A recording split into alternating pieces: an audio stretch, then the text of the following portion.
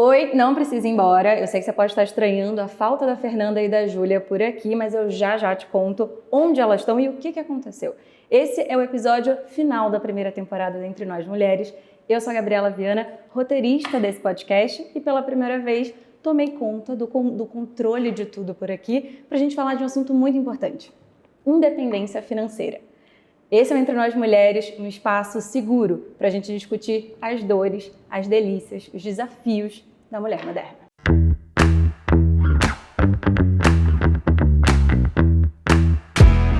Liberdade é a grande palavra aqui do Entre Nós Mulheres, e tudo isso, ao longo dessa temporada, foi discutido aqui pela gente. Liberdade feminina, ser, poder fazer aquilo que a gente quer. E é óbvio que quando a gente fala de liberdade, a gente passa por um assunto muito delicado, muito sensível, que é dinheiro. Então, nada melhor que poder discutir independência financeira com as duas pessoas que são experts nesse assunto e que estão com a gente aqui desde o início do programa. Sejam muito bem-vindas à cadeira de convidadas do programa de vocês, Júlia Absamara e Fernanda Derrocet. Eu tô mais nervosa de ficar como convidada, como apresentadora. Ainda mais Gabriela me entrevistando. Não, eu tô tensa com essa entrevista. Eu também tô tensa com a Gabriela me entrevistando. Vamos começar fazendo o seguinte: já que vocês passaram toda a temporada entrevistando outras pessoas, questionando quem elas eram e todas as visões de vida delas, agora eu vou perguntar pra vocês. Quem são vocês na fila do pão? O que vocês já fizeram na carreira de vocês e que vocês não contaram até agora? Quer começar? Posso começar? Bom, meu nome é Júlia, mas as pessoas me chamam de Jubi. Ou podem me chamar assim também, ou Jujuzinha, apelidada por mim mesma e pela minha mãe. Mas eu trabalho com finanças para mulheres, então sou fundadora de uma empresa chamada As Investidoras. Eu trabalho ensinando mulheres a investir, a se organizar financeiramente, trabalho já com isso há 5 anos. Hoje tenho um curso que já conta com quase 5.500 alunas aí. E, enfim, sou formada em administração de empresas, já fiz muitos e muitos cursos e capacitações do mercado financeiro, mas hoje a minha maior paixão é falar sobre isso para mulheres. O caso é um pouquinho diferente, acho que eu sou do mercado financeiro também, mas o lado oposto da Ju, né? Eu sempre fui do mercado financeiro raiz, bancão, então estou no mercado financeiro já há quase 10 anos. Sou formada em administração pelo INSPER, sempre quis mercado financeiro, acho que a gente vai falar sobre isso um pouco mais pra frente, mas enfim, sempre fui apaixonada por dinheiro, investimentos, etc. Minha carreira toda foi trilhada em grandes bancos, então passei pelo Safra, Itaú, a B3, Credit Suisse, que foi minha última passagem antes de ir para a Upside, que é hoje em dia onde eu tô, que é a empresa de assessoria de investimento, que eu sou sócia. E, trabalho fazendo a gestão do recurso dos meus clientes, tanto não só na parte de investimento, como assim, a vida financeira no geral, que é muito mais do que só investir, né? Então, é um pouco disso, é bem o mercado tradicional, eu acho muito legal que eu e a Ju, a gente tem os dois contrapontos. Eu trabalho especificamente com clientes private, então a gente está falando de, grandes famílias com muito recurso investido, então a gente consegue pegar todo o processo, né? Desde o começo até o pessoal que já chegou lá, então acho que a gente tem visões que ponderam bem. Ao longo de toda a temporada, a gente falou muito sobre liberdade, muito sobre liberdade feminina, o que a mulher quer, o que ela quer ser, o que ela quer fazer e tudo mais. E o Entre Nós, ele foi um projeto que nasceu justamente do trabalho de vocês com o mercado financeiro e com essa ideia de ser uma mulher livre, passando, obviamente, pelo dinheiro. Então, eu vou perguntar para vocês duas o seguinte: vocês se consideram mulheres livres e por quê? Quando que vocês passaram a se considerar assim? Cara, eu me considero uma mulher que luta todos os dias para ser livre, mas eu acho que esse conceito de é livre ou não são fases da vida. Então, acho que eu fui muito refém por muito tempo, por N questões, então muitos padrões, acho que temas que a gente abordou ao longo da temporada, como autoconfiança, você ser aquela pessoa que consegue se expressar, se posicionar. Então, por muito tempo eu fui muito refém por trabalhar no mercado mais engessado. Então, eu sempre foquei em resolver a minha questão da liberdade financeira, mas a liberdade financeira por si só ela não é suficiente. Então, eu comecei a olhar para esses outros lados recentemente. Acho que eu evolui muito na jornada, acho que o podcast ajudou demais também. Mas assim, às vezes eu sou livre, às vezes não, estamos tentando, estamos na busca, estamos evoluindo. Liberdade, por enquanto, é um estado. Liberdade tá lá.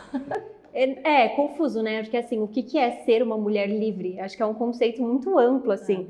Mas para mim, hoje, eu vejo que a liberdade, ela não é isso de, eu posso pegar minhas coisas e ir embora, ir pra Malásia sozinha, não preciso de ninguém, não dependo emocionalmente de ninguém, etc. Não é, acho que liberdade não é sobre isso. Cada vez mais eu vejo que é assim, sobre você conseguir construir uma vida que de fato te agrada e não que tá agradando aos outros. E assim, que nem a Fê falou, é perfeito, é isso. A gente não tá 100% conseguindo todos os dias seguir exatamente aquilo que a gente gostaria. Tem dias que a gente dá uma escapada, tem dias que a gente se pega fazendo uma coisa que na verdade é mais importante pro outro. Mas eu sinto que cada vez mais eu tô conseguindo ir para esse caminho de um olhar muito observador mesmo, de ver as coisas que eu tô fazendo, tanto no meu trabalho quanto na minha vida pessoal, as pessoas que eu me relaciono, as minhas amigas, os meus hobbies. E cada vez mais eu sinto que essas coisas estão 100% assim alinhadas com quem de fato eu sou e são coisas que realmente me fazem bem. Eu gostar da minha própria companhia também, não precisar depender de estar com outras pessoas para estar feliz. Então, para mim, tudo isso é a liberdade e a independência financeira, ela entra aí também. De todos os episódios que a gente teve ao longo dessa temporada, qual deles tocou mais vocês, assim, que o assunto bateu e falou, tem aqui uma coisa pra mim? Eu já sei, não preciso nem pensar. Pra mim foi o da Luanda, porque foi um tema muito sensível pra mim, assim. Acho que a autoestima, principalmente as pessoas que já me acompanham há um tempo, sabem que nunca foi um ponto tranquilo. Assim, eu venho de uma história de, lutar muito com a minha autoestima, já passei por muitas questões de distorção de imagem. Então, o episódio da Luanda, pra mim, foi o mais impactante, por ela, a forma como ela enxerga a vida, mas, assim, pra mim, pra eu conseguir falar sobre isso num podcast. Então, acho que o simples fato de eu aceitar falar sobre isso já teria sido um podcast sensível pra mim, mas acho que também a conversa foi ótima e foi bem a gente queria que desse pra vocês verem os bastidores, que antes desse podcast eu tava super falando com a Fê, ela tava nervosa, enfim, e depois a gente se conversou sobre como foi muito legal ter gravado. Não, foi muito difícil pra mim, eu lembro que no dia do episódio da Luanda eu falei pra Júlia, por que a gente marcou de falar um episódio sobre isso? Não vai dar, a gente tá pegando na minha ferida. E era um dia específico que você tava passando por questões relacionadas a isso. Muito, muito insegura de gravar o podcast, então acho que foi um episódio muito importante pra mim, assim, conseguir falar sobre isso. Eu acho que um que pegou muito pra mim foi o com a Marcela sobre exaustão. Esse foi assim um episódio que pegou bastante. Acho que principalmente por falar com uma psicóloga e ver esse lado. Geralmente as pessoas não levam tão a sério isso e eu por muito tempo não levei a sério isso. Então foi de certa forma uma validação de não, tá tudo bem, realmente o que você passou não tava normal. Eu acho que esse episódio mexeu assim bastante comigo. E onde que na jornada de vocês entra a relação com o dinheiro? Assim, como é que tudo isso começou pra gente chegar até onde a gente tá hoje? Eu acho que muito da evolução que eu vivo hoje em dia, tanto profissional ou tanto de... essa jornada de desenvolvimento, ela é muito mais fácil quando você tem recursos para te auxiliarem.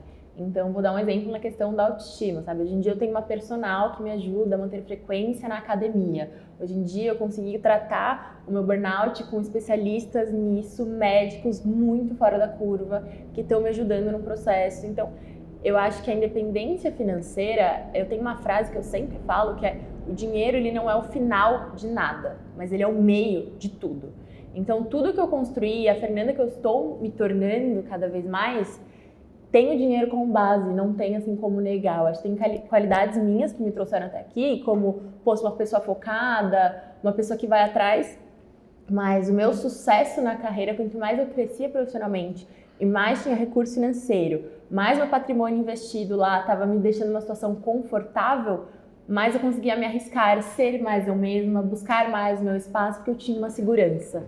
Então, se eu for falar aonde que o dinheiro se encontra, no meu processo, na busca pela liberdade, eu acho que é isso. O dinheiro, pra mim, ele é a segurança. Ele é a segurança de vamos ser a Fernanda que a gente quer, não a que o mundo espera que a gente seja, e se der tudo errado, eu tenho uma segurança. Eu vou conseguir me reestruturar. Então, é isso. Acho que a base, o suporte de conseguir bancar coisas que me ajudam muito, profissionais que me ajudam nesse processo, e, ao mesmo tempo, eu mesma me sinto segura pra dar alguns passos. Te dá opção.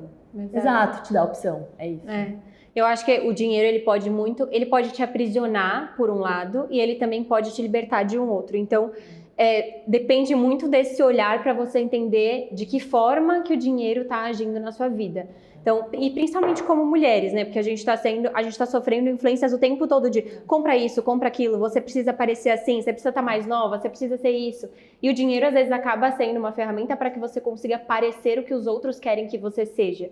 E que nem eu estava falando no começo, eu acho que a liberdade, ela tá muito relacionada com você conseguir estar cada vez mais alinhada com o que, de fato, dá aquele quentinho no seu coração e você sabe que é. E o dinheiro, ele também pode ser uma ferramenta para isso. Então, por exemplo, a Fê, a ginástica olímpica é uma coisa super importante para ela conseguir relaxar. E ela consegue pagar para ter as aulas de ginástica olímpica. Então, os meus hobbies, as viagens que eu amo fazer, eu amo visitar Airbnbs por aí, e até coisas relacionadas. A gente vê na gente, sabe? Pois é. Todo mundo que segue aqui. Eu salvei vários, inclusive. Pois é, gente, eu tenho uma lista vasta, eu tenho muito orgulho, mas assim, até coisas relacionadas às nossas necessidades básicas, né, ter um plano de saúde bom e etc. Então, acho que o dinheiro, ele tá relacionado a isso e ele pode ser uma prisão, mas ele também pode ser o que te leva para que você consiga ser cada vez mais livre também. Mas diante disso, por que vocês acham que ainda hoje falar de dinheiro é um tabu? Tipo, a gente não comenta quanto a gente ganha, a gente não pergunta pro outro quanto ganha, às vezes a gente acha que tá ganhando pouco, mas a gente não sabe nem como questionar, porque a gente não tem um parâmetro. Por que vocês acham que ainda hoje a gente vive essa dificuldade de respeitar e entender a nossa relação com o dinheiro? Quer começar? Acho que o seu mundo tem... Eu tenho uma visão, mas é que eu acho que o mundo da Ju tem mais embasamento até pra falar sobre isso. Eu acho que tem, assim, um aspecto social, um aspecto cultural muito forte nisso. Então, de fato, quando você fala o dinheiro entre os brasileiros é um tabu. Tem certos assuntos que são meio que aceitos e tem outros que não são aceitos. A gente então, não foi ensinado, né? Exato, não existia educação financeira. Lide com o seu dinheiro, você não conversa sobre isso. Tipo, Exato. Você tá investindo, ninguém faz isso. Assim, E é um país em que as pessoas não confiam nem na gestão do dinheiro do próprio governo. Então, assim, é muito complicado, é muito delicado esse assunto. A maior parte das pessoas, o que elas aprenderam veio de casa, mas o que os pais estão ensinando também não é a melhor forma e não é por mal, é porque eles também não foram ensinados. Então, é um ciclo que vai sendo perpetuado, assim. É que muita gente aprende a lidar com até o fim do mês, né? Exato. Não necessariamente com o futuro. Exato. Então, eu acho que o dinheiro na nossa sociedade, ele é um grande validador do seu status. Então, se eu te falar quanto eu ganho, a partir desse momento você pode julgar. Pode ser que você achava que eu estava melhor ou pior do que eu tô. Então, parece que eu tô me expondo muito. Eu falar pra você quanto eu ganho ou quanto eu tenho, é quase que se me ver pelada. E quanto que a Fernanda tá valendo? Porque é o que a nossa sociedade valida, né? Hoje em dia é isso, assim, quanto você faz dinheiro, qual o seu patrimônio. Então, a partir do momento que você começa a falar sobre isso de uma forma muito natural, você está impondo para as pessoas uma parte que é sua. E, assim, a gente não está acostumada do começo. O dinheiro não é uma palavra, não é algo que as famílias conversam. São pouquíssimas famílias no Brasil que o pai sentava para conversar com os filhos sobre a gestão do dinheiro na casa, quanto custa cada coisa. Então, a gente vê muitos jovens que se tornam adultos e, cara, não sabem o que fazer na gestão de uma casa, uma coisa simples. Tipo, o dinheiro do mercado, o dinheiro, sei lá, se comprou um carro, tem que pagar IPVA. São coisas simples que... Isso a gente não estudou, a gente não aprendeu. Nem a pagar conta, A gente não aprendeu a gestão básica. O que dirá entender qual que é o peso do dinheiro na nossa vida. Então, eu acho que é isso. Ele ainda tem aquela questão de... Mas para que serve? O que eu posso fazer com isso? Então, é um tabu por esse sentido, na minha visão. E tem dois pontos, assim. Acho que o primeiro é que, tem toda essa carga histórica, cultural que fez com que virasse um tabu, mas a partir do momento que é um tabu, mesmo as pessoas sabendo agora que a educação financeira é importante, eu sinto que ainda existe muito essa trava, porque a gente tem a mania de procrastinar as coisas que deixam a gente desconfortável. E isso em tudo na nossa vida. E dinheiro deixa a gente desconfortável. Então tem muita gente que sabe que educação financeira é importante, só que é isso, o assunto mexe com inseguranças, mexe com medos, mexe com gatilhos, e tá tudo certo, é normal. Às vezes você cresceu numa família que não tinha dinheiro suficiente, e aí tava sempre no aperto no final do mês. Então isso vai despertando esses gatilhos. E aí você fica, não quero olhar para essas coisas, então deixa eu deixar para um próximo mês. No próximo mês eu começo a cuidar das minhas finanças. E aí as pessoas vão protelando essa decisão de cuidado financeiro. E desculpa amiga, mas um outro ponto é essa questão do dinheiro para mulheres, que eu acho que também entra bastante. Então assim, tá bom, dinheiro já é um tabu entre todo mundo, mas para mulheres é um tabu ainda maior. Se a gente vai pensar assim, nas referências que a gente cresceu assistindo, os filmes que a gente assistia, as personagens principais, hoje em dia isso tá mudando, mas as personagens principais, a relação delas com o dinheiro era sempre a mulher que gasta muito ou a mulher que é interesseira. Então, nunca era a mulher que tinha uma boa relação com o dinheiro dela porque ela trabalhou e conseguiu. Não. Ou ela tinha o dinheiro do marido, ou ela tinha até um dinheiro próprio dela, mas ela era completamente descontrolada financeiramente. Então, assim, a gente recebeu muitas referências femininas no decorrer da nossa vida que não eram tão positivas em relação ao dinheiro, né? Isso em conjunto com vários fatores. Uma coisa que eu acho engraçada até nessa questão do tabu é uma coisa até entre amigos. Então, eu trabalho com investimento, né? Eu sou assessora e eu vejo que muitas vezes algumas pessoas que me conhecem querem saber a opinião e aí já começa assim, você pode olhar minha carteira, mas ó, é pouco, eu acabei de começar. Você já faz o disclaimer, assim, Mas tem um sentimento de vergonha também. Exato, uma vergonha por trás. Só que às vezes não é pouco, mas assim, a pessoa já faz o disclaimer, entendeu? Pra eu não ter nem espaço pra falar, nossa, ele só tem isso. A pessoa já antecipa, sendo que, cara, não muda nada na minha vida quando talvez você tem. possa ter uma coisa se você começa a investir tarde, a expectativa é de que o assessor ou a assessora vai olhar pra você e dizer assim, nossa, mas esperou até agora, o que você estava fazendo na sua vida? Se acontece qualquer coisa com você, você não tem nada investido. Então você fala assim, cara, por que eu vou começar? É melhor eu tentar, guardar uma quantia X e quando eu tiver essa quantia, chegar para esse assessor e dizer, então, tô com uma grana aqui e agora eu vou começar a investir. E aí cai no que você falou, a gente vai, porque tá desconfortável, vai deixando pra frente. E eu acho que deve ter um receio,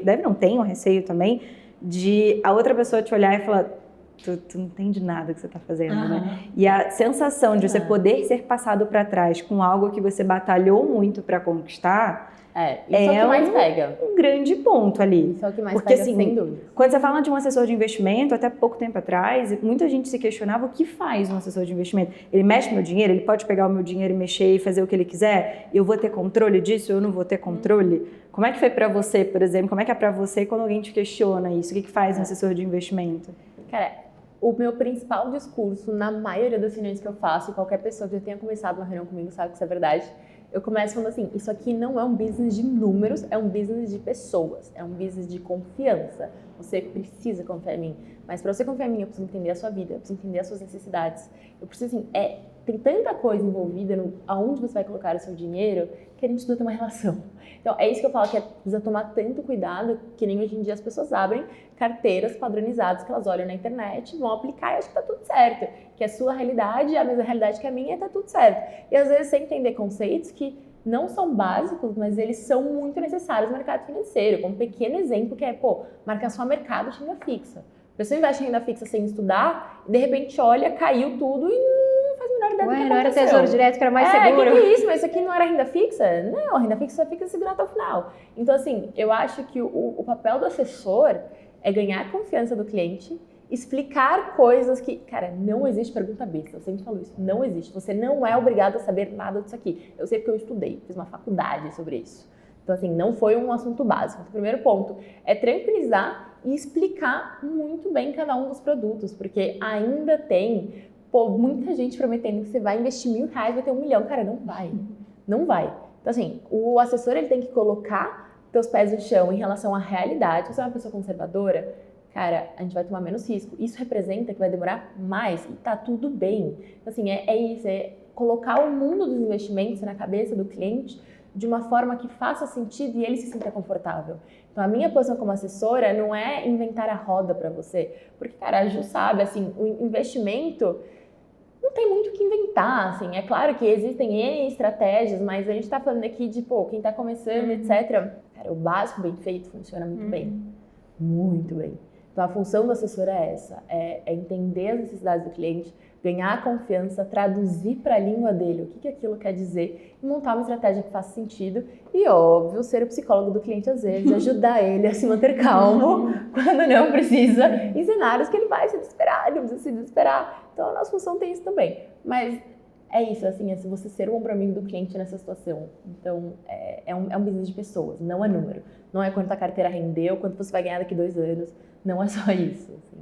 Você, Ju, tem um público que é muito mais feminino. Sim. Quais são as perguntas iniciais, assim, de quem está começando a investir? Tem um pouco desse receio de idade também, de, por exemplo, a gente sabe, a Ju acabou de comentar até, a gente tem casos de violência patrimonial, de mulheres que terminam relacionamentos e sequer sabem quanto elas têm para gastar, enfim, ou precisavam pedir todos os meses ali o dinheiro para poder fazer para ter os custos controlados. Quais são essas dúvidas principais e o que você traz de direcionamento, assim, para quem está começando agora? Legal. Assim, a dúvida principal é sempre por onde eu começo, o que eu faço, etc. Eu tenho um público femininos, eu diria que 99% feminino, tem uns homens lá que assistem de vez em quando, mas as minhas alunas são só mulheres. Eu vejo que para mulheres as dúvidas elas nem sempre são só voltadas para essa parte técnica, então existe muito esse lado emocional também que precisa ser conversado, insegurança, medo e etc, essa sensação de, nossa, eu não vou ser capaz de fazer isso. Eu tenho recebido cada vez mais mulheres que são justamente esses casos que se divorciaram agora e não fazem a menor ideia do que fazer com o dinheiro. Então, assim, isso é muito mais comum do que a gente imagina. A mulher era casada, ela delegava as finanças para o cara, ou às vezes ela ainda é casada, delega as finanças para o cara e ela não sabe o que está acontecendo com o dinheiro dela. E aí, quando o casamento acaba, ou mesmo quando ela está dentro do casamento e percebe que não tem como continuar assim, ela começa a buscar por informação.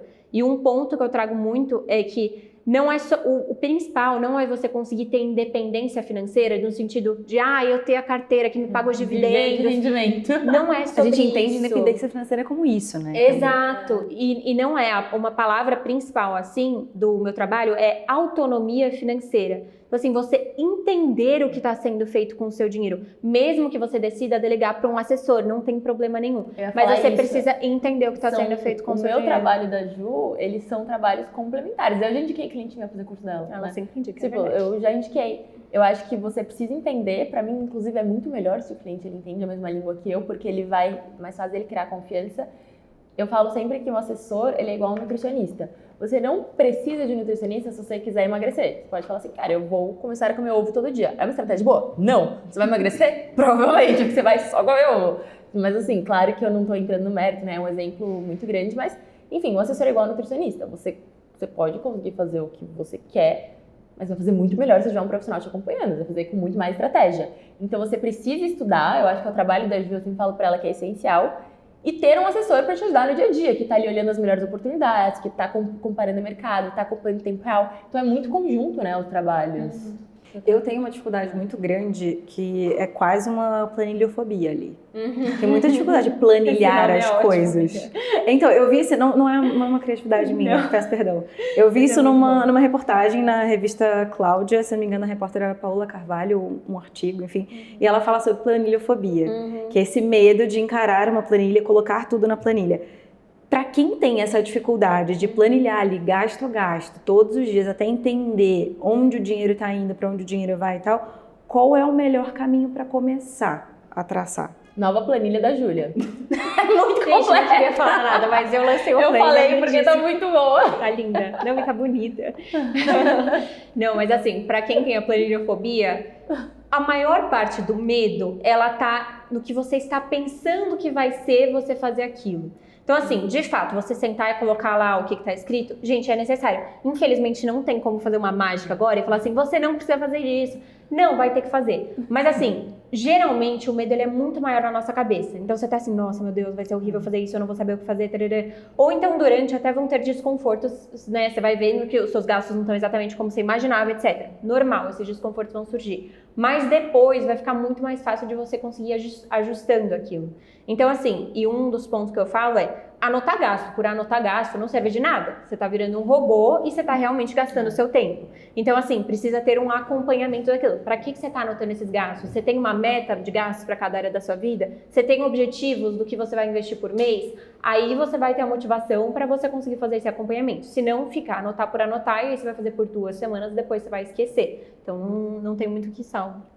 Não, eu acho que é muito isso que a gente falou, você precisa tomar uma atitude. Eu sempre comparo, cuidar do dinheiro do cuidar do corpo. É que nem você não, tem medo de subir na balança. Cara, você tem aquele peso, subindo ou não na balança, esse é o seu peso. Não vai mudar nada. Então, assim, você precisa aceitar a sua realidade. O primeiro passo é você aceitar, porque você não consegue resolver uma situação que você finge que não existe. Então, por mais difícil que seja você olhar e falar, caraca, tá puxado pra mim, você não vai conseguir mudar. Não vai deixar de estar puxado até você olhar e ter o choque. Então, eu acho que o choque ele é muito importante, né? Às vezes move as pessoas, assim, no sentido de, ninguém gosta. E uma coisa que eu sempre gosto de pontuar também, não sei se a Ju tem uma opinião parecida, mas mesmo quem trabalha com dinheiro, a gente não tá no nosso auge do relacionamento do dinheiro a todo momento. Cara, a Ju lembra, quando eu tive o burnout, eu falava, amiga, consumir estava fazendo bem. E eu sou a pessoa mais mão de vaca que a maioria das pessoas conhecem. Mais mão de vaca, assim, pra tirar dinheiro da minha carteira, você tem que ser um herói. E assim, na época do burnout... Rolou um surto do consumo. Você lembra? Rolou, gente, assim, rolou. Eu tava assim, triste. Ela me chamava pra ir no shopping e queria me levar pro mau caminho. Exato, assim, foi um momento de muito descontrole. E, cara, eu trabalho com dinheiro há 10 anos, eu invisto meu dinheiro desde os 15. Eu ganho mesada desde que sou uma criança. A minha relação com o dinheiro sempre foi muito boa. E eu passo por fases difíceis também. Então, tá tudo bem, sabe? Você tem que se respeitar, entender seus momentos e tentar melhorar. É isso. É que a relação com o dinheiro é uma relação psicológica, né? Total. Total. Você precisa estar ali muito bem na relação com aquela coisa ali para o negócio fluir. Senão, começa a dar errado. Você começa a andar com a companhia errada, por exemplo, quando ela tá descontrolada, tu tá descontrolada também. Nossa, aquele dia eu fui guerreira, a gente saiu pra... Ela ficava tentando me convencer de comprar as coisas, eu não comprei nada. Tu chocou. Você não tá A gente foi em várias lojas, não comprou nada. Agora fez dia, você tá pensando em me irritar? Não, mas eu já tive a minha fase do consumo também. Eu comprando concordo sozinha, você não comprou uma luzinha, sabe? Só pra fazer companhia no meu dia difícil. Só pra me sentir menos. Só pra me Que amizade é essa, tóxica? Tô brincando, gente, tô brincando. Ela que me puxou pro lado sério. Você, Ju, trabalha muito com mulheres e aí a Fê também tem muitos clientes mulheres.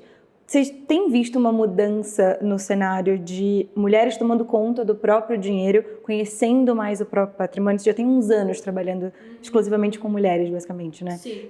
Teve uma mudança nesse cenário de comportamento? Eu vejo muito, assim, eu vejo cada vez mais mulheres interessadas nisso, cada vez mais mulheres falando com as amigas sobre isso. Então, vem muitas mulheres pra mim, tipo, minha amiga te recomendou, minha mãe falou de não sei o quê. Então, eu vejo que como se a palavra estivesse se espalhando aos pouquinhos, tipo, uma vai falando pra outra, assim. E eu tenho visto um aumento muito grande dessa consciência de que é importante. É isso, as barreiras, elas continuam sendo as mesmas. E pra mim, as principais são barreiras psicológicas. Mas o interesse tem crescido muito. E quando as mulheres começam a aprender, geralmente a reação é de surpresa e de choque. De tipo assim, caramba, eu achei que era muito mais difícil do que era. E aí elas começam a se empolgar com o assunto e tal. Eu acho que é uma questão muito de geração também. O que eu enxergo, pelo menos olhando no meu mundo, é claro que o meu mundo é uma parte muito pequena da realidade brasileira, mas pelo que eu converso com amigas que trabalham com outros setores, eu vejo que é muito parecido. 40 a mais, ainda tem mais uma cabeça de, putz, fala com meu marido, ou, não quero saber, confio em você.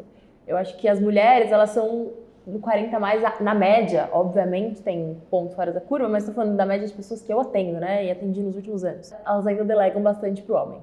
E foram ensinadas, assim, né? A cultura foi outra. Que o dinheiro é a responsabilidade do Foi homem. o dinheiro é a responsabilidade do homem, a cultura é outra. Ou ela pega uma relação muito boa com você e ela confia em você. A mulher, a base é muito confiança, muito. E aí, pra baixo dos 40, já começa a sentir muito mais essa diferença. Então, mulheres empreendedoras, cada vez mais mulheres que são donas do próprio dinheiro, porque até então, 40 a mais, gente, de novo, na média, né? Não tô falando que é o caso de todo mundo, mas muitas das mulheres, elas não ganharam o próprio dinheiro. Então, elas também não querem pegar aquela responsabilidade para ela. Então, acho que existe uma correlação muito alta do aumento de mulheres no mercado de trabalho, o aumento de mulheres gradual, um pouco lento, nos cargos de liderança e que isso naturalmente está levando, né, o movimento está indo. E, ao mesmo tempo, a internet, que não tem como a gente não falar disso, assim. Sim. O impacto dos influenciadores hoje em dia, a gente tem alguns dos maiores influenciadores de finanças no Brasil. Então, essas pessoas começaram a falar sobre isso, estão espalhando a palavra. Então, você começa a ver os jovens que estão muito mais nas redes sociais, cada vez falando mais sobre esse assunto e acaba ficando mais natural. Então, a nossa geração já é muito comum você falar sobre investimento. Mais que a pessoa não trabalhe, não tenha contato, é um assunto muito mais natural do que provavelmente foi a geração da minha mãe. Então, eu ainda sinto que, apesar das mulheres estarem evoluindo, essa questão de geração ainda existe. Você falou num ponto que eu acho importante, que é sobre influenciador.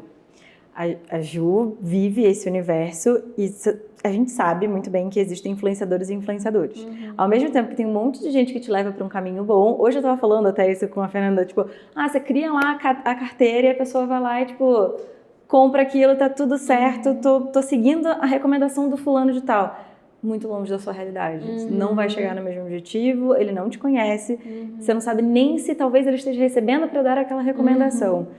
Como filtrar as melhores informações sobre algo que é tão relevante que cada vez mais aparecem novos especialistas se posicionando cada vez de uma forma melhor, né, na venda? Buscar profissionais isentos, pra mim, é a melhor opção. Então, tipo, é o caso, não tô falando da Ju porque ela tá aqui, mas tem outras pessoas. Ela é um exemplo muito próximo de mim, mas a Ju, ela não tem relação com um banco, com uma instituição. Ela tá te ensinando.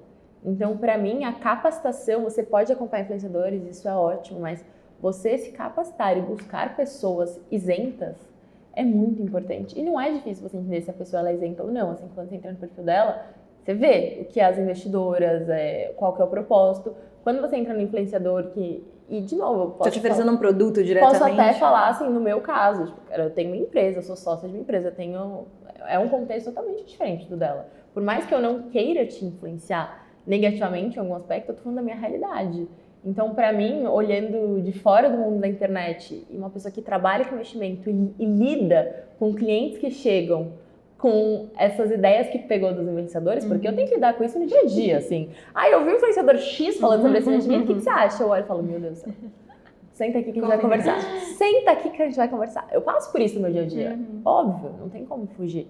Então, pra mim é isso. Assim, é legal você acompanhar influenciador, mas tenta entender o assunto ao invés de pegar a dica do momento. Existem, assim, esses dois tipos de conteúdo. Você pode entender do que ele tá falando, você pode querer se beneficiar de uma dica rápida. E investimento não existe dica rápida. Se fosse bom, não era de graça. Não existe dica rápida. Não existe. Vai no conteúdo. Exato.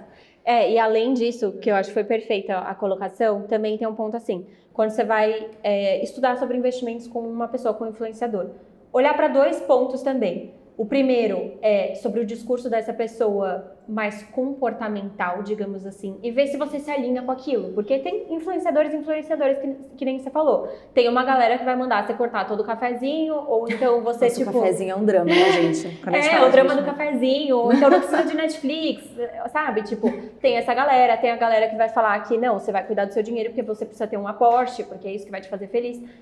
É isso, cada pessoa vai encontrar o seu ramo. Eu tenho um ramo mais light, mais end. É isso, o dinheiro vai te trazer qualidade de vida, vai te trazer bem-estar, vai te trazer independência, etc. Então, encontre uma pessoa que o discurso está alinhado com o que você acredita.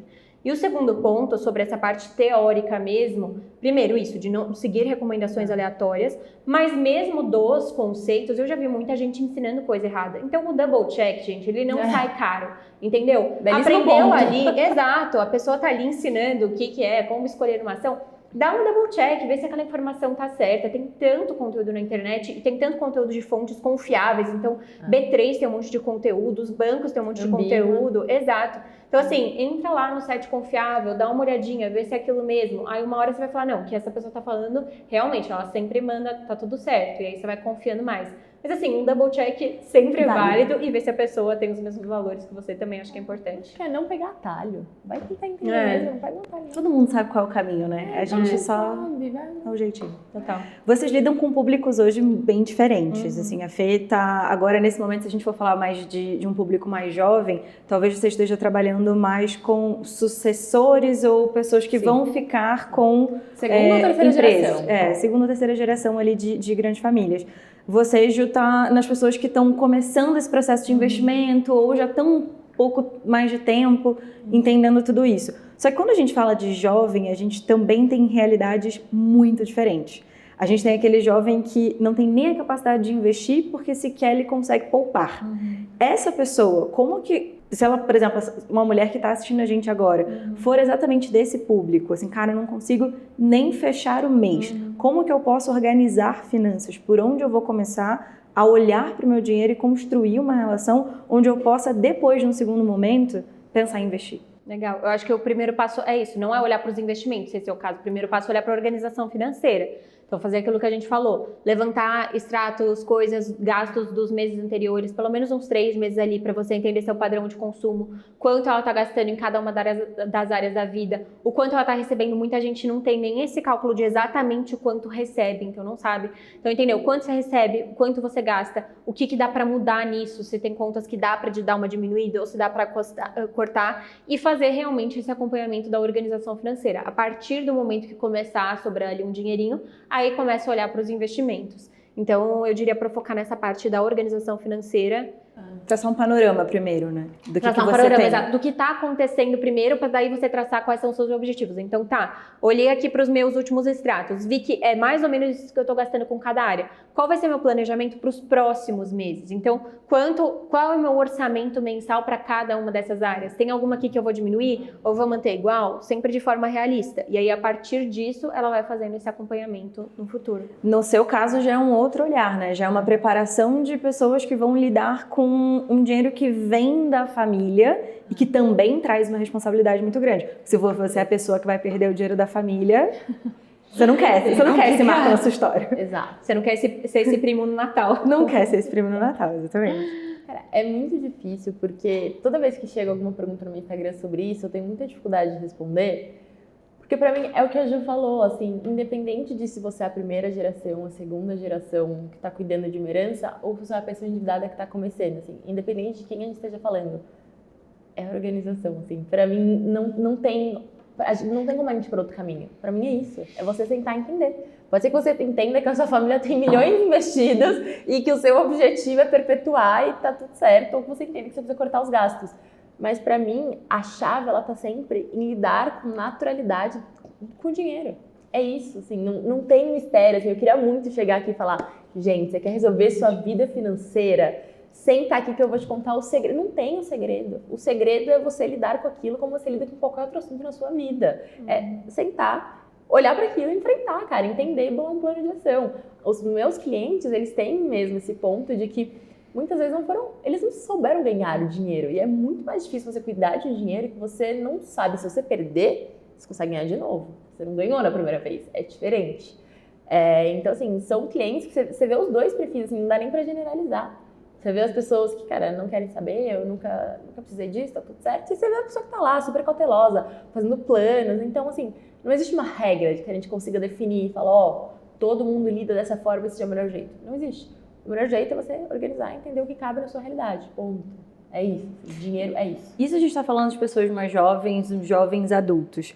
Para quem acompanha a gente e que está na maternidade ou na paternidade aqui e tem uma criança, para já ensinar ela desde cedo a lidar com dinheiro. Você falou que você recebia mesada desde cedo. Como é que foi para vocês a infância e onde é que saiu o estalo do preciso aprender a lidar com dinheiro?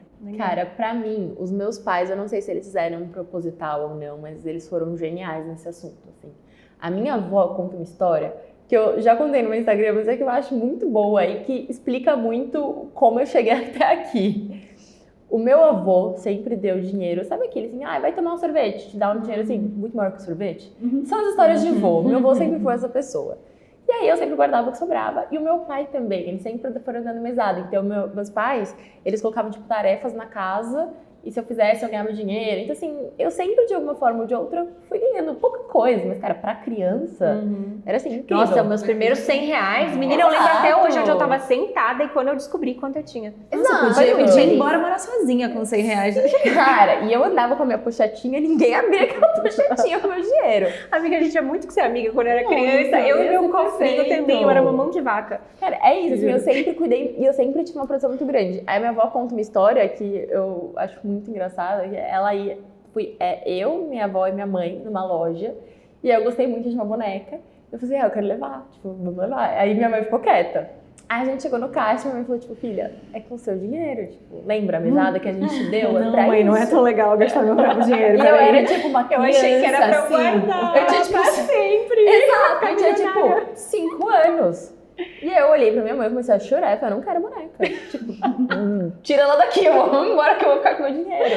Então, cara, eu era muito nova e meus pais me ensinaram isso. Tipo, meu avô fazia isso, você quer, toma, esse é o seu dinheiro pra você comprar sorvete. Se você não tomar o sorvete, você vai ter dinheiro. Se você quiser tomar um sorvete mais caro amanhã, talvez você não tome hoje. Então, assim, eles sempre me deram acesso ao dinheiro, sabe? Apesar de que, a minha história, minha família tem uma história delicada no setor financeiro, a gente passou por um episódio delicado e isso impactou muito para mim. Mas o ponto é que eles sempre introduziram esse tema. Nunca foi assim, nossa, filha, caiu no seu colo uma boneca. Não caiu. Tá aqui o seu dinheiro, você vai comprar. Tipo, então, Pra mim, a dica que eu posso dar pra pessoa que tem filho é o que meus pais fizeram, que é introduza o assunto, vai ensinando. E eu tenho um sócio na amizade que ele faz isso com o filho dele também, eu acho muito legal, porque é um sócio com uma qualidade de vida incrível, poderia dar o que quisesse pro filho dele e ele faz, tipo, pequenos desafios, tipo, você quer ir no camarote do jogo de São Paulo? Tá bom, então você tem que fazer isso, tem que tirar tanto e eu vou te dar esse dinheiro, se você quiser, você compra.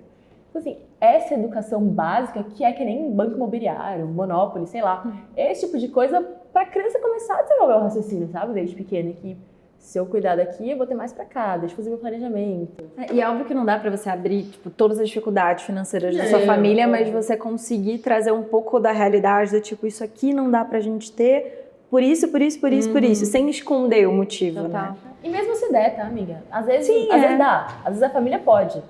Mas, cara, ensina Mas teu precisa filho, naquele isso, momento. sabe? Tipo, hoje em dia existem jogos da Turma da Mônica pro filho fazer a gestão do dinheiro. Então, tipo, sabe? Coloca o assunto. E eu acho que assim, criança aprende muito por exemplo. Então eu vejo que eu aprendi muito por exemplo na minha casa. Não é que meus pais sentaram e falaram, Júlia, você tem que economizar.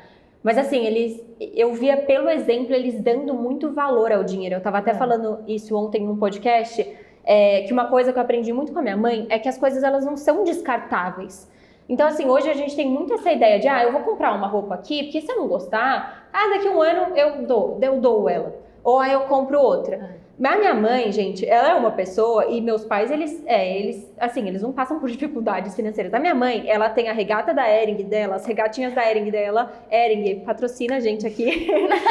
Ela tem elas há, assim, 10 anos. Tem ali calça dela, vestido, que ela tem, juro, há 10 anos. A bolsa que ela usa, ela sofreu porque ela teve que se despedir. Era uma bolsa de 20 euros que meu pai deu pra ela e tinha uma carga emocional. Então, assim, óbvio, eu não sou essa pessoa que gosta de fazer minhas comprinhas, mas eu aprendi muito com ela de que as coisas, elas não são tão descartáveis. A gente precisa dar valor para as coisas que a gente compra. Então, você tá comprando isso? Você realmente quer? É uma coisa que você vai manter? Então, eu fui aprendendo muito assim pelo exemplo, essa questão das prioridades. Então, meus pais sempre tiveram valores muito fortes, assim, das coisas que eles acreditam. Então, sempre vi eles ajudando financeiramente outras pessoas. Ou então, a prioridade é tempo de família. Não vai ser comprar um carro chique. A prioridade é fazer uma viagem gostosa em família. Então, assim, eu acho que eu aprendi muito por exemplo. Hoje em dia, a maior parte das coisas que eu levo sobre dinheiro não são os conteúdos sobre o que é um CDB, etc. São como dar valor pro meu dinheiro, e essas coisas ninguém me ensinou a vir na prática com os meus pais fazendo, assim, no dia a dia. Você falou uma palavra que pra mim é muito importante quando a gente fala de dinheiro, de finanças em geral, que é prioridade. Prioridade é escolher alguma coisa. Então, vocês são os tipos de pessoas que traçam metas com o dinheiro de vocês? Tipo, quando eu chegar em tanto eu faço tal coisa, eu me presenteio. 100%. A minha vida inteira, assim, até os 50 anos, eu tenho as metas do que eu vou fazer e quanto eu tenho que ter. Mas, cara, eu acho isso muito importante, assim. E eu sigo muito à risca. Eu morava na Grande Viana, morei minha vida inteira e trabalhava no Itaim. Assim, tinha dias que eu pegava 2h30 de trânsito. E eu poderia, assim, chegou um patamar da minha carreira que eu poderia sair da casa dos meus pais. Tipo, eu já ganhava o suficiente para bancar. Eu falava, não vou sair da casa dos meus pais enquanto eu não tiver o valor X investido. Aí, o dia que eu fiz X, no dia seguinte eu liguei pro reitor. Eu falei, oi, querido, tudo bem? Então, eu fiz isso. E aí, a minha vida toda é assim. As pessoas brincam que eu sempre me dou presentes. Mas eu quero muito uma bolsa, e efetivamente eu quero agora. E eu falei pro meu namorado essa semana, mas eu só vou comprar se eu tiver X até a data que eu vou viajar, e aí eu vou poder comprar a bolsa lá fora, etc. Então, cara, eu acho isso genial, porque ele vai te ensinar a ter esse cuidado com o dinheiro, esse planejamento, essa priorização. Então, se eu quero comprar uma bolsa, eu tô pegando uma meta extremamente fútil, tá? Pode ser, sei lá, casar, sair da casa dos pais, comprar o primeiro carro, quer que você seja. Você precisa enxergar o dinheiro crescendo para você ter seu conforto e conseguir se planejar. Você vai priorizar, cara. Você quer comprar isso, você vai abrir mão daquilo. Então, a partir do momento que você estabelece as metas, fica muito mais tangível, né? E quando a gente fala de prioridade, a gente também fala de prioridade dentro da sua própria realidade, né? Nem todo mundo vai conseguir ter agora, tipo, vou traçar a meta de uma viagem. Às vezes, a prioridade agora é algo muito mais básico. Tipo, o curso que eu preciso fazer para estudar, para chegar em um outro lugar, né? Inclusive, vou fazer meu jabá aqui, né, gente? Mas eu lancei um curso recentemente de organização financeira. E a base do meu método na organização financeira são as prioridades. Então, na minha planilha, tem até uma abinha que dá para você colocar gasto de alta prioridade, média prioridade ou baixa prioridade. Você quer ajustar seus gastos? Você não vai pela porcentagem aleatória que te falaram que você tem que gastar 20% em educação. Você vai pelos seus gastos de prioridade. E assim, eu acho que as nossas finanças, elas são um feedback do que a gente está fazendo com a nossa vida. Eu penso muito sobre isso, assim, que os nossos hábitos, eles são um feedback. Se você abre sua agenda, a maior parte das coisas que você está fazendo estão alinhadas com a pessoa que você quer ser e com as coisas que você quer fazer, e o nosso dinheiro também. Se você abre ali seus gastos, isso está alinhado com a pessoa que você quer ser, é óbvio, muitos gastos vão ser de necessidades básicas, isso não tem como a gente fugir. Mas tem outros gastos que não são. E eles estão alinhados com as nossas prioridades, então assim, às vezes, quando você olha, você vê que você está gastando em coisas que, putz, aquilo realmente não deveria, não é o que você quer realmente para você. Então, eu acho que assim, as nossas finanças, elas também são um feedback para você entender se você está colocando o seu tempo e sua energia no lugar certo, porque querendo ou não, o seu dinheiro, ele é fruto da dedicação do seu tempo e da sua energia no seu trabalho, né? Então, eu acho que é super importante você fazer esse geral da sua vida, entender quais são minhas prioridades financeiras. É a minha saúde? É a minha educação? E isso vai mudar de fase de vida. Então, eu tava falando com a Marcela que gravou o podcast, ela falou, já eu vou querer ter filhos. Então, agora, uma das minhas prioridades é começar a juntar dinheiro para isso. Eu não tenho feito tantas viagens. Eu não, sou solteira, eu adoro viajar, eu não tenho filhos, não tenho plano de ter filhos tão cedo. Então, uma das minhas prioridades é viajar, por exemplo. Então, assim, entender o que é isso para que você não vá pelo que são as prioridades dos outros e sim o que é prioridade para você. Mas você precisa traçar metas reais também. Eu né? ia falar isso agora. Você precisa traçar. Eu acho isso mais importante, sabia? Porque se você pega e fala, cara, parece que todo brasileiro tem esse número mágico do 1 milhão. Meu sonho é ter R$1 milhão. Tipo, não faz sentido. Se você tem um trabalho que você não vai atingir R$1 milhão daqui, sei lá, 5 anos, não faz sentido, sabe? Trace metas de curto, longo e médio prazo que no agora façam com a sua realidade. Então, eu gosto de sempre estabelecer metas que não sejam necessariamente ultra agressivas. Eu faço uma avaliação assim, cara, o quanto eu ganho no ano, eu deveria, pelo menos, conseguir investir isso aqui. Se chegar no final do ano e eu não conseguir investir isso, aí eu preciso olhar pra trás e falar, cara, o que aconteceu? E aconteceu ano passado, tá? Ano passado foi um ano que, tipo, eu comecei o ano falando, cara, eu preciso fechar com tanto na corretora. Chegou dezembro, eu falei, deu ruim. Aí, assim, eu fui olhar e entender o que aconteceu. E foram escolhas minhas. Eu direcionei meu dinheiro para outras coisas que fizeram sentido e não me arrependo e tá tudo bem. Não é que você precisa se colar naquela meta até o final. Mas é isso. Ela pode sofrer alterações. Né? Pode sofrer alterações, mas você precisa fazer uma meta realista. Se eu tivesse colocado, eu quero até o final do ano triplicar meus investimentos, sem ter mudado absolutamente nada na minha vida, eu ia chegar e falar assim, não deu certo, putz, que pena, tomara que eu triplique pro ano que vem. Cara, não é assim. Então, você tem que colocar uma meta realista e seja, é o que você falou, dentro da sua realidade. A meta mais realista para você em um ano é acumular R$100, cara, tá ótimo. Só comece, assim, a frase que eu mais falo em investimentos ou em planejamento financeiro, quer que seja, é tipo, cara, comece. Comece com o mínimo. Quebra isso de que dinheiro é para quem tem dinheiro, não é. Então não precisa de um mínimo para começar a investir. Não precisa. Hoje em dia nas corretoras a gente tem coisa que você consegue comprar por R$5. Então você pode começar com quanto você tem, com quanto cabe na sua realidade. Não espere, até um pouco daquilo que a gente falou no começo, não espere você juntar um tanto para você procurar ajuda. Cara, dentro do que você consegue, vai entendendo, vai traçando seu caminho. Não olha para o lado. Acho que o mais importante na vida financeira é você olhar para frente. Olha para você, olha para sua vida, para sua realidade, o que tá dando, o que não tá dando, quais são meus limites, até onde eu posso ir. E aí, faz uma meta e segue ela, mas tá tudo bem, só começa. Estamos chegando no caminho final deste episódio com alguns ensinamentos. Procure uma pessoa de confiança para te ajudar a lidar com as suas finanças. Fernanda Derrucê. Júlia Pissão. Trace metas reais. Mais alguma coisa que a gente precisa botar em mente? Assim, comece. Comece e priorize. 2 palavras sobre dinheiro. Comece e priorize. Comece a cuidar disso. Priorize o que é importante pra você, né? O dinheiro por dinheiro não tem sentido. E acho que olha pro emocional por trás também, porque às vezes não adianta, você vai aprender ali o que significa uma ação, CDB, etc. Se você não trabalha o emocional por trás, você vai voltar pro looping de hábitos que você tinha antes. Então comece a entender seus padrões, tipo assim, eu consumo quando? É quando eu tô ansiosa? É quando eu tô na TPM e eu fico carente? Então assim, começa a observar, gente, as pessoas vão me zoar, né? Porque a Fernanda já fala que eu sou zen demais, mas eu acho que é muito, cuidar das finanças pode ser uma coisa meio a gente pode pegar muitos aprendizados dessa parte meio meditativa e trazer. Então assim, nossa, 11 horas da noite, eu abri aqui um site e eu acho que eu vou comprar essa blusinha. Calma, tipo, como você tá se sentindo? Você teve um dia extremamente estressante? Você tá se sentindo ansiosa? Você tá com a autoestima baixa? E você tá achando que você vai comprar essa blusa? Isso vai resolver sua ansiedade, sua autoestima ruim e todos os seus problemas? Porque não vai. Vai te dar uma dopamina imediata quando você apertar ali o cartão. Vai durar até o máximo quando aquilo chegar na sua casa. E Às depois vezes nem vai isso. passar. Às vezes nem isso. Às vezes você vai esquecer. E quando chegar na sua casa, você vai ter perdido aquela emoção. Você vai, ai, nossa, eu comprei isso.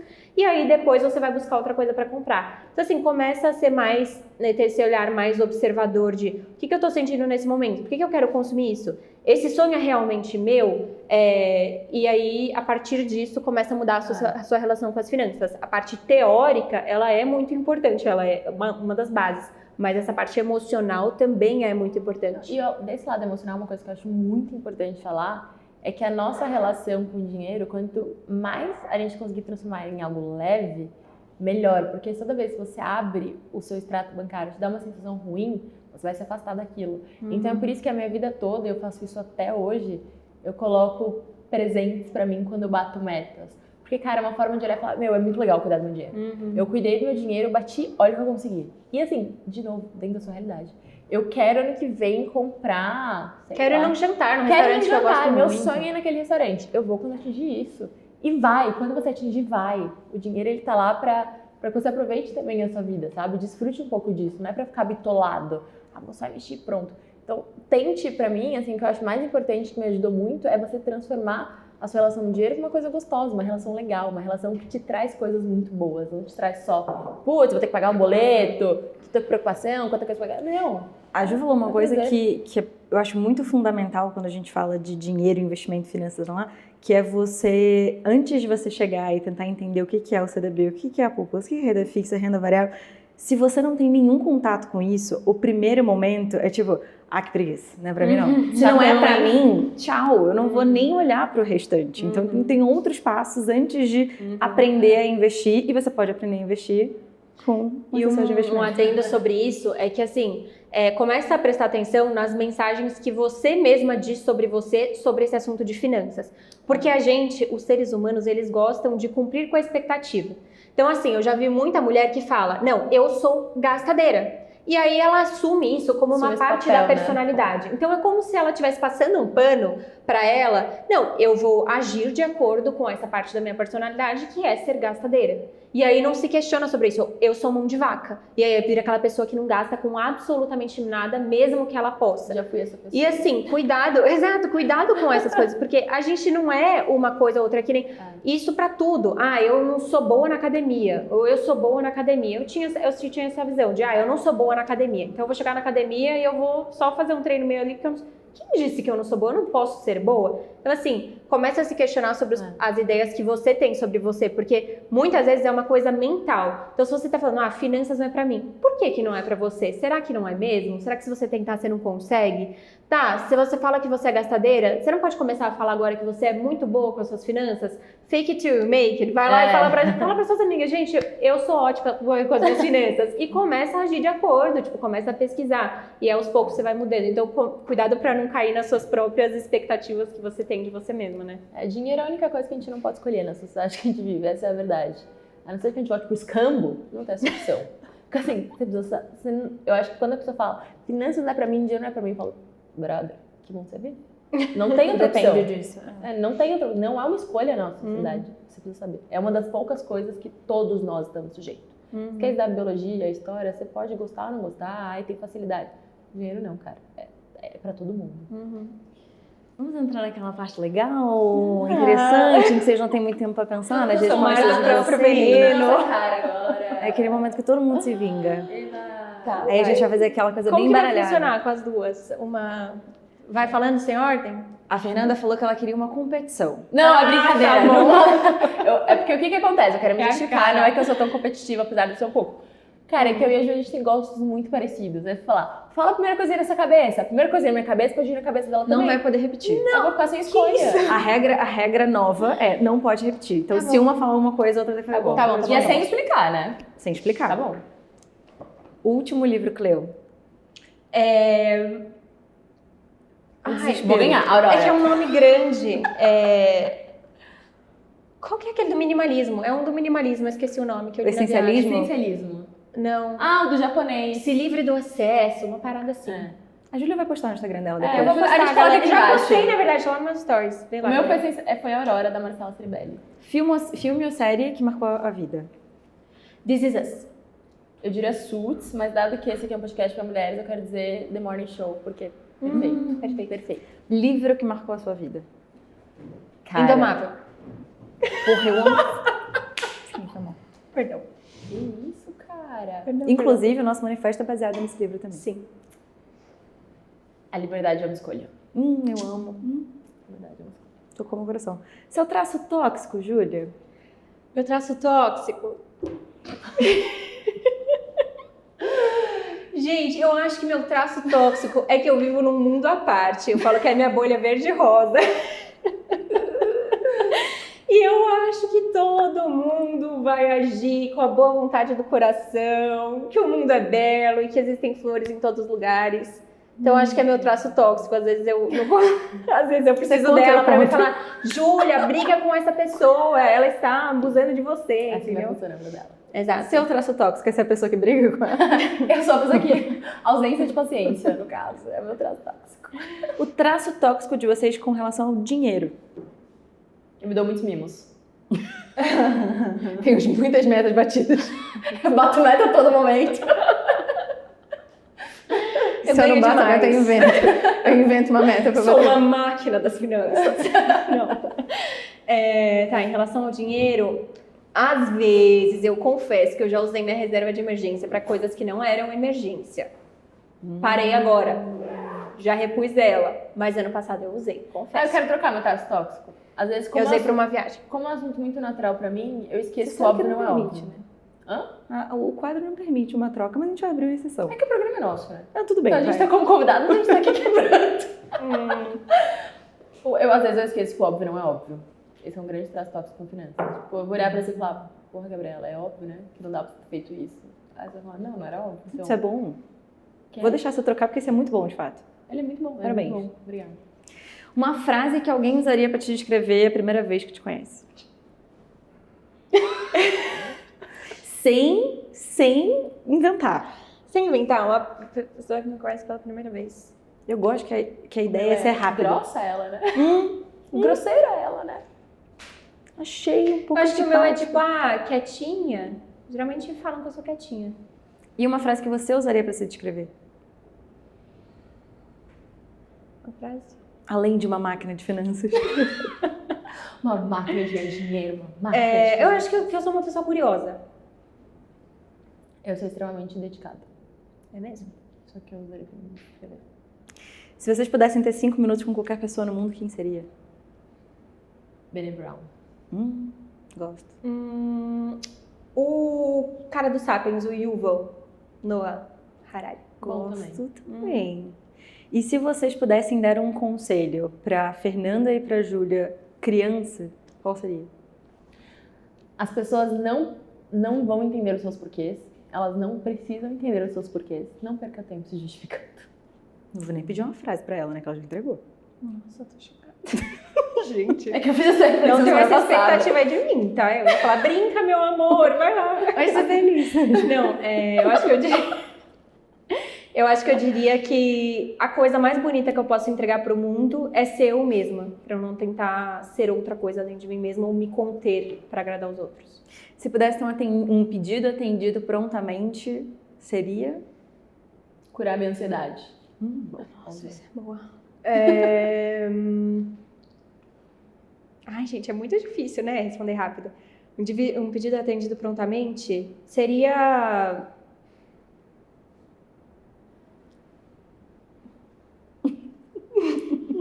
Aquele momento que fica na edição, aquele relógio. Assim. Nossa, eu travei agora com a pressão ainda mais. Não, vai. Um pedido aprendido prontamente seria... Já não seria mais prontamente, né, Anjo? Que eu não sei. Seria... o gênio desistiu. Já foi embora. Acabou. Seria conseguir botar mais fé em mim mesma, assim. Ver as coisas que eu faço e botar fé. entendeu? Sem eu ficar duvidando, será que tá bom ou não tá bom? Só botar fé em mim e vai. O maior conselho que vocês já receberam? Não é porque você ficou triste depois de tomar uma decisão que foi a decisão errada. Esse conselho mudou minha vida. Muito bom. A Júlia tá chateada que ela não falou primeiro. Que ela tá Você olhando queria pra esse você. conselho também? Ela tá assim, Nem foi você que me deu ele.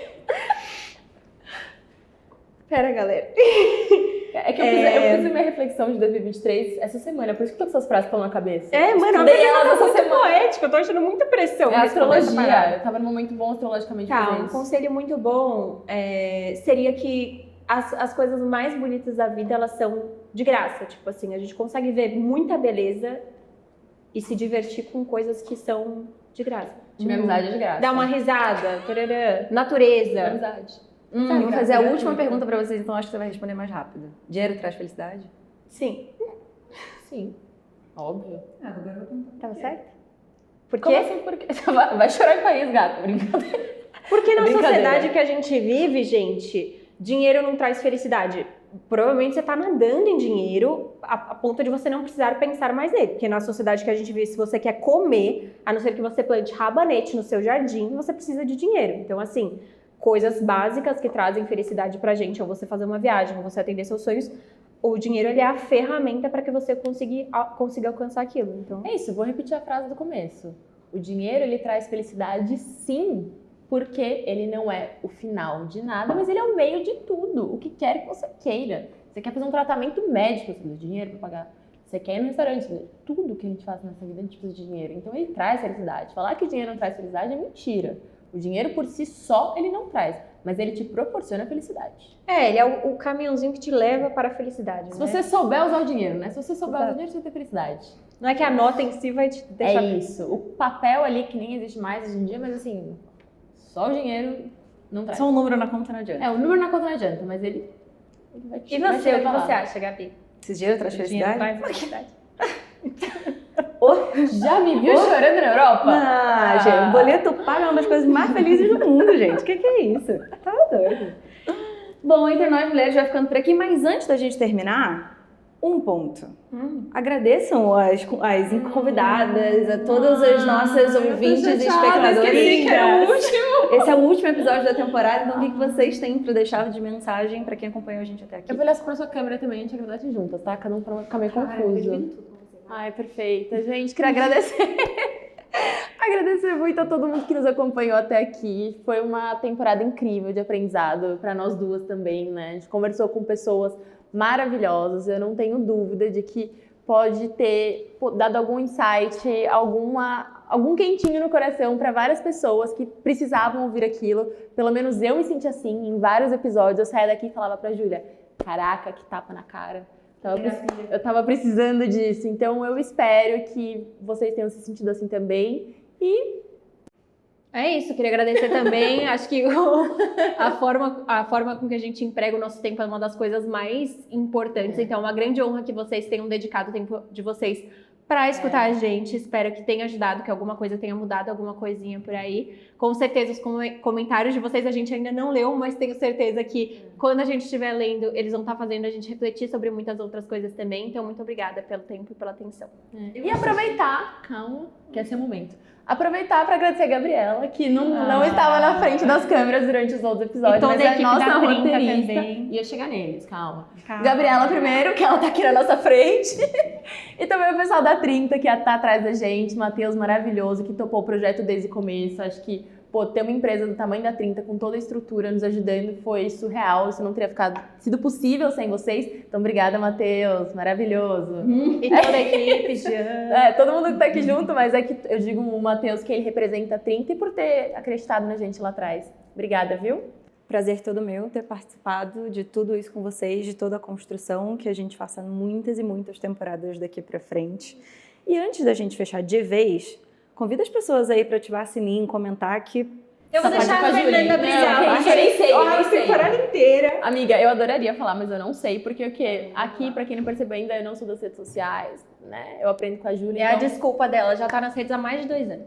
Galera, se vocês gostaram, clica aqui embaixo, se inscreve no canal, ativa o sininho, dá um like e escreve nos comentários se você concorda, se você discorda, se você acha que dinheiro não traz felicidade, que traz felicidade, enfim. A sua opinião é super importante pra gente. Muito obrigada. E acompanha a gente também nas redes sociais. Nosso Insta é... Instagram eu sei.